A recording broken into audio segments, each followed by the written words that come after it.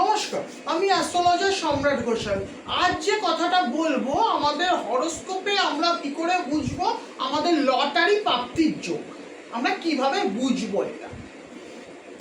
এই জিনিসটা, এই কম্বিনেশনসটা দেখতে গেলে, সমন্বয়টা দেখতে গেলে আমাদের কয়েকটা জিনিস মাথায় রাখতে হবে। সেটা হলো লটারি, ফাটকা, স্পেকুলেশন করার গ্রহ হলো রাহু, টাকা প্রাপ্তির গ্রহ হলো বৃহস্পতি। ঠিক আছে, এই দুটো গ্রহকে আমাদের দেখতে হবে, রাহু, বৃহস্পতি। ঠিক আছে, আর গ্রহ আর ঘর হিসাবে আমাদের স্পেকুলেশনের ঘর হলো পঞ্চম এবং অষ্টম। তাহলে আমাদের কি কি দেখতে হচ্ছে? বৃহস্পতি, রাহু, অষ্টম ঘর মানে সাডেন প্রাপ্তি, হঠাৎ কিছু প্রাপ্তি, এবং স্পেকুলেশনের ঘর হলো আপনার পঞ্চম।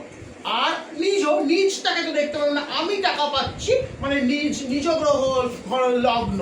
তার মানে কম্বিনেশনসটা কি হচ্ছে আমরা সবসময় খেয়াল রাখবো, লগ্ন, পঞ্চম, অষ্টম এবং গ্রহ অনুযায়ী আমাদের দেখতে হবে হলো বৃহস্পতি এবং রাহু। এই যদি কম্বিনেশন হয়, সেটা যেরকমভাবে হতে পারে, স্টার লর্ড হতে পারে, সাব লর্ড হিসাবে হতে পারে, রাহু বৃহস্পতি নক্ষত্রে, বৃহস্পতি রাহু নক্ষত্রে, কিংবা কোনো কনজাংশন হচ্ছে, কিংবা কোনো অ্যাসপেক্ট হচ্ছে, এবং এই তিনটে ঘর লগ্ন, অষ্টম এবং পঞ্চম, এই যদি কম্বিনেশনটা থাকে তাহলে একজন লটারি টিকিটে প্রাপ্তি হতে পারে। না হলে কিন্তু পাওয়া খুবই চাপের, খুবই হওয়ার সম্ভাবনা খুবই কম। এই কম্বিনেশনটা কিন্তু সবসময় মাথায় রাখবেন। নমস্কার।